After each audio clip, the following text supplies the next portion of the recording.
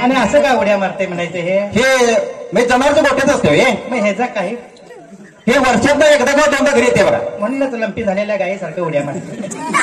म्हणूनच ह्याचा काही प्रॉब्लेम नाही. जे काय आहे ते कंपनीचाच फॉल्ट आहे. हे तरी त्याला काय करणार. असले आणि किती गडी आहेत. एकच आहे. मग तुमचं नशीब चांगलं आहे. हे जन्माला आलं तेव्हा बाबांना 500 रुपयाच्या फटाकड्या. 700 रुपये लावलेल्या. 7 रुपयाचा सुद्धा गुण नाही. कशाला फटाकड्या आणि असलं जन्माला घालायचं तरी कशाला. माझ्यासारखा बिन पोराचा नाही खरं असलं जन्माला घालणार. त्यात आणि तुम्हीच त्याला गडी ठेवलाय. अहो कुठे मिळतात कुठे गडी. 4-2 दाणं थिमेटचं वाढ घालीन खरं त्याला एकदा पूर्ण यात आणि काय वाचलं.